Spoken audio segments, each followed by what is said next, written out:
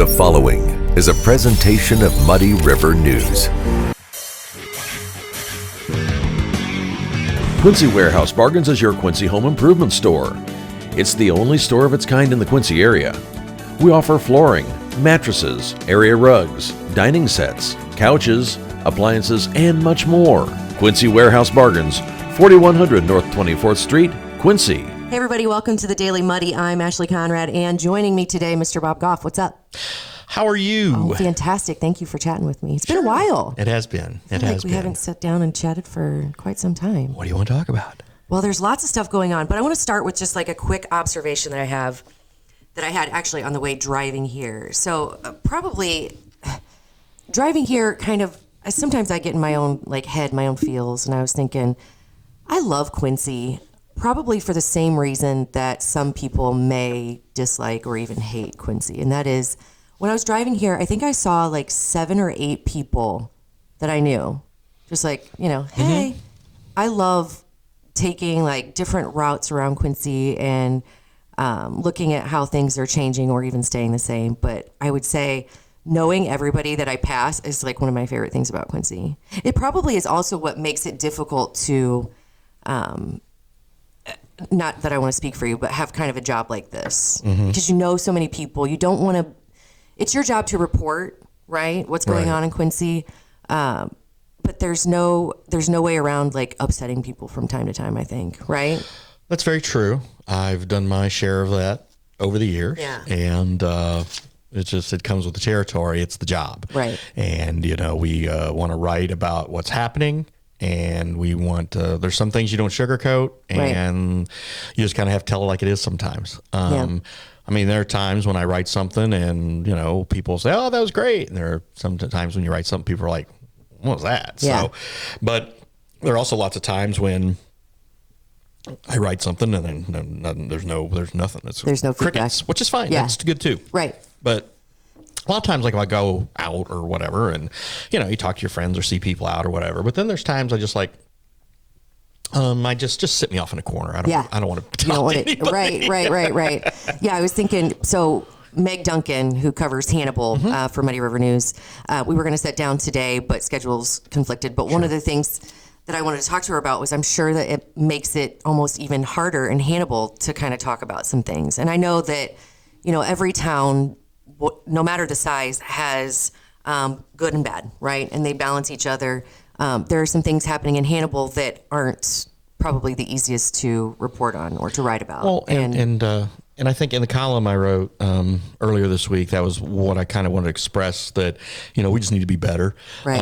Also in the column, I talked about, the tragic, beating death of 2 men, and apparently not realizing that there was a third person who had died in that same period of time, and it happened over New Year's Eve and New Year's Day. Now, I was probably checked out and didn't follow anything, but David or whoever, it was on our site and we had covered it and we received the information from HPD. But and so we've got another instance where we've had 3 violent deaths since October was in the Hannibal. Third name released? Because I remember Dusty and. Well, I don't believe so. Okay. I think it's another one of those cases. So we're trying to go back and do more work and everything. And that was the thing is, the point of the column this week was, and again, I understand completely from law enforcement's point of view that we don't want this out in the media until the family knows. We don't want the family to find out on the radio or the internet or whatever. It says, hey, so-and-so died. Oh my gosh. We want to make sure we have notified next of kin and the other relative, enough relatives. So, okay. And then give it some time. And then you release the name. Right. That's a totally acceptable practice. But to not do that in subsequent, you wait and you wait and you wait and you don't get that information, and then you have the family members who are saying, this should be public. We want people to know what happened to my brother or my son. And then that is where it's okay, you guys need to let people know what's going on here. Right. And when you have, follow up your investigation, do your work. You guys are talking about the police departments. Yes. Right. Yeah. Yes. Okay. And, they have people arrested. That's great. I'm sure they're building their case, their investigation, the prosecuting attorney's doing all his work. Great. And that's what should be done. But in that same regard, we need to remember that while the police and the prosecutors are doing their job to, bring these people to justice, there are victims and there are families of victims, and they need to be, I understand the sensitivity issue now. But again, when you report the gory details of what happened, as we had to do with the Dusty Wilson case, and as we will do when we receive the charging documents on Mr. Smotty, which we're getting those a little slow played by the Marion County Circuit Clerk's office. We've requested them, and they say, well, we have 3 days to get them to you. It's like, well, you could send us an email and have them now. Right. So we're working on that as well. And I just want to make sure that we are getting that information that is public information that we should have, because the people do have a right to know of what is happening in their communities. And when we are looking at, violent deaths of these people, and, in some case, we do have there are some racial undertones here. And, right. We hope and I understand not wanting to flame up that fire, or spread that fire. Right. But, and again, you can't sugarcoat this, and a kind of the thing was like, look, if you want to be America's hometown, you need to clean up your act a little bit. And you need to try to make sure that it's a safe community.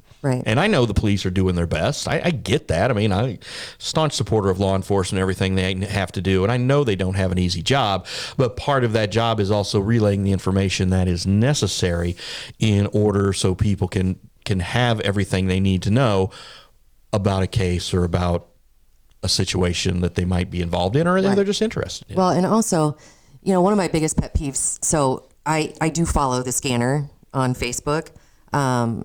It's just, call me nosy, but I like to be informed, okay? And they cover everything from, a smoke alarm going off to a unfortunate event such as this, or the ones that we're talking about. One of my biggest pet peeves is, people posting pictures, names before the family is notified. Right. I do think there is a proper process for that. But, in the case of, is it Smotty? Snotty? What? Okay. Smotty. Okay. Yes. So in that case, his family is basically saying, he deserves to be mentioned. He deserves right. to be remembered. And I fully support that.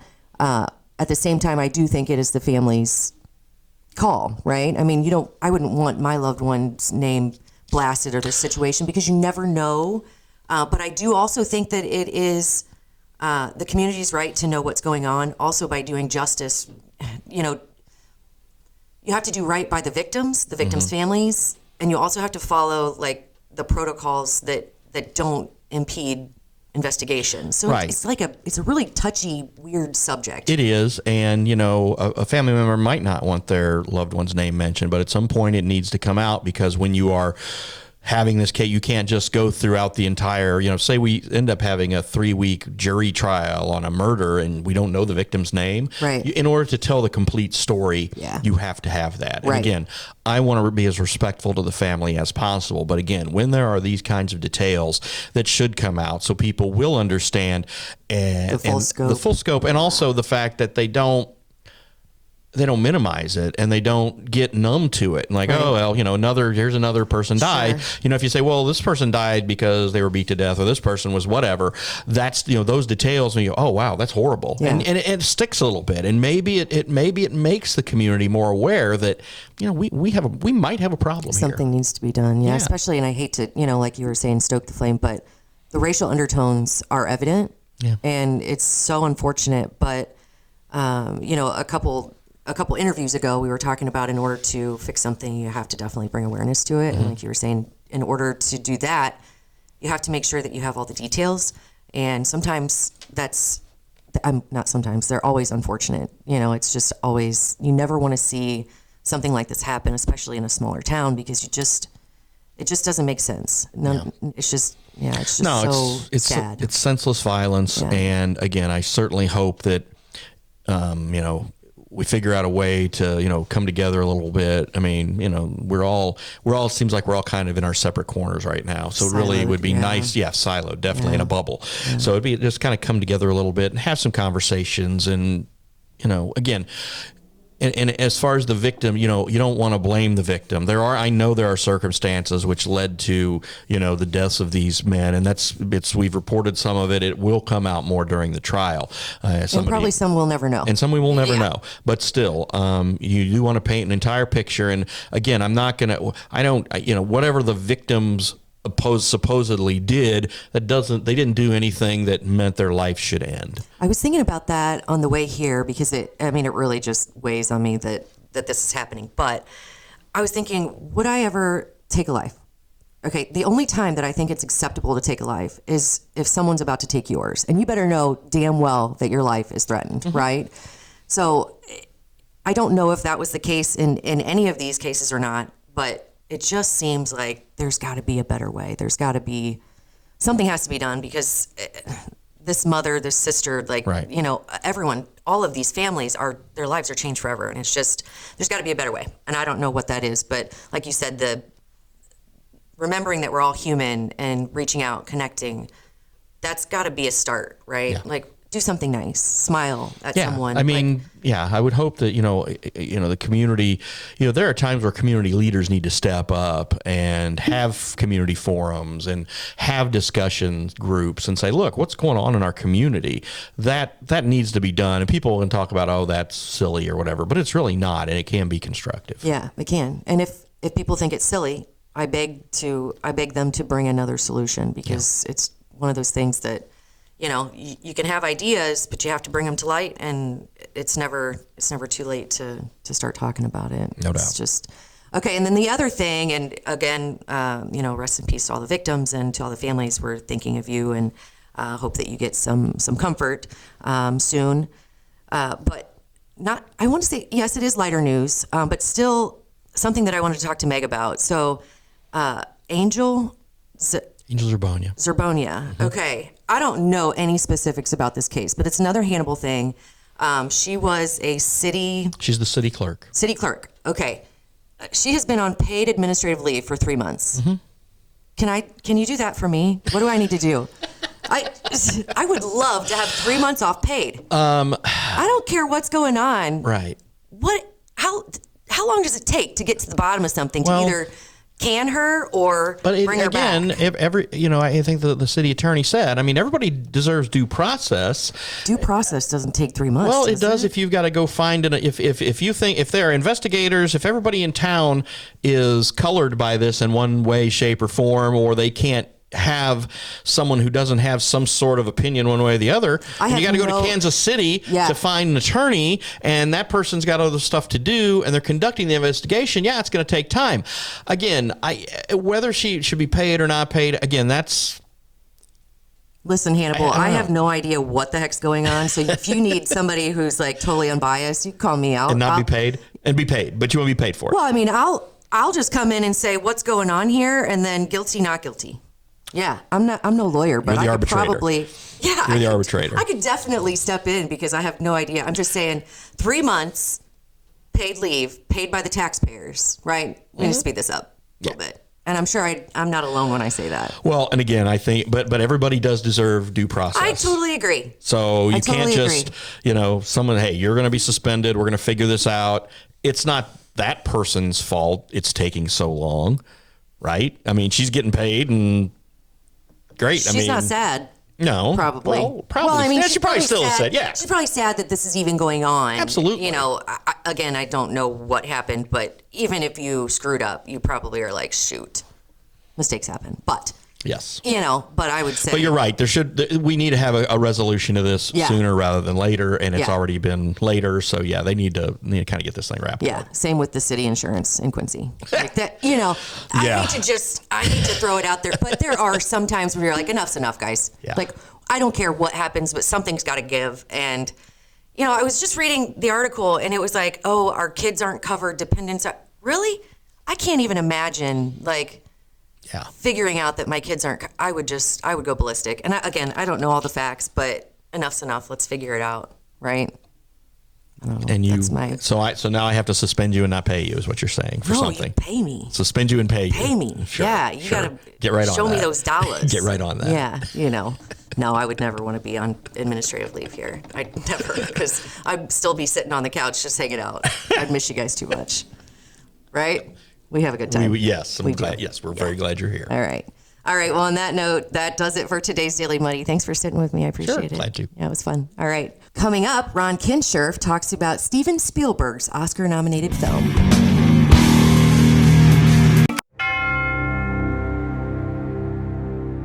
I've had 2 stepdaughters go through the Quincy public school system, and it's a great system.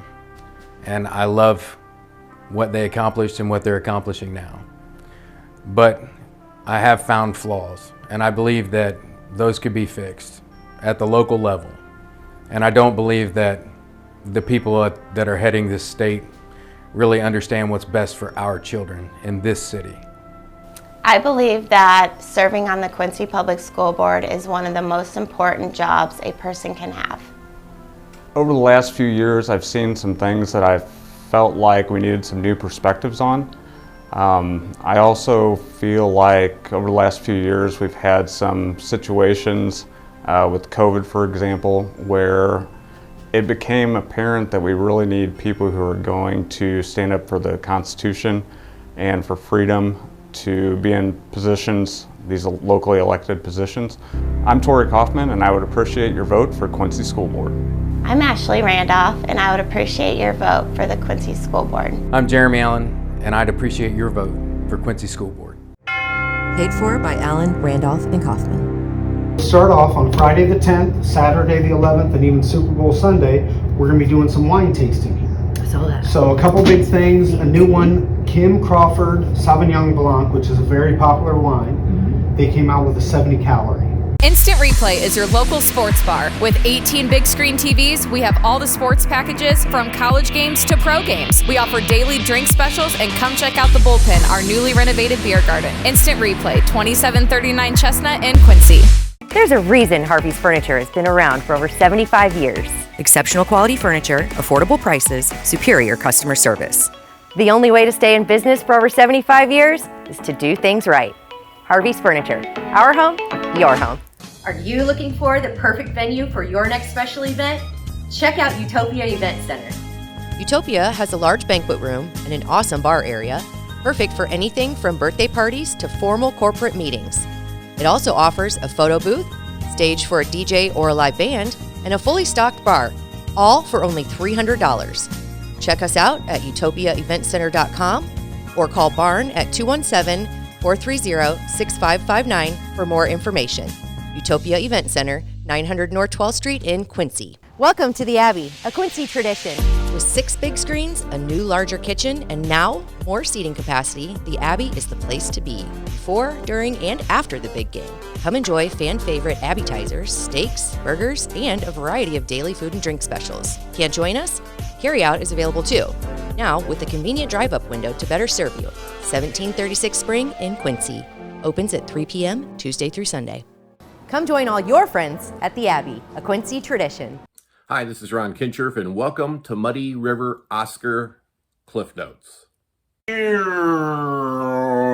Who's got Oscar fever? We do. Who's got Oscar fever? It's time for Muddy River's Oscar Cliff Notes. What we're going to do at Muddy River News is the Academy has announced the 10 Best Picture nominations, and it's impossible to watch all the Best Pictures right now. They're on a variety of streaming sources. Some don't even get to the theater, so we feel it's our duty to give you some information about the upcoming movies that are nominated for Best Picture. The first we're going to look at is The Fabelmans. The Fabelmans is a semi-biographic tale written by Steven Spielberg with some other folks. He also directs it, and it's about the Fabelman family, in particular, a young boy, Sammy, who has a love of filmmaking. His mother is an artist. His dad is a computer engineer. There is conflict within the story. And here is The Fabelmans, Cliff Note style. Mommy, look at the movie I made. Well, that's just lovely, my son. My little fake Steven Spielberg. What a beautiful movie. I think you have a future. And that's The Fabelmans. Thank you for joining us for Muddy River's Oscars Cliff Notes. I'm Ron Kinscherf. Thank you for joining us for Muddy River News Oscar Cliff Notes. Produced by Ron Kinscherf. Directed by Ron Kinscherf. Cinematography, Ron Kinscherf. Writing and editing, Ron Kinscherf. Wardrobe, Ron Kinscherf. Lighting and sound, Ron Kinscherf. And choreography, Ron Kinscherf. Join us again next time for Muddy River News Oscar Cliff Notes. Thanks, Ron. Nice train. We'll be back with Club Muddy tomorrow.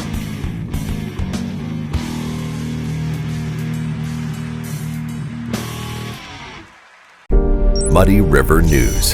Our home, our news.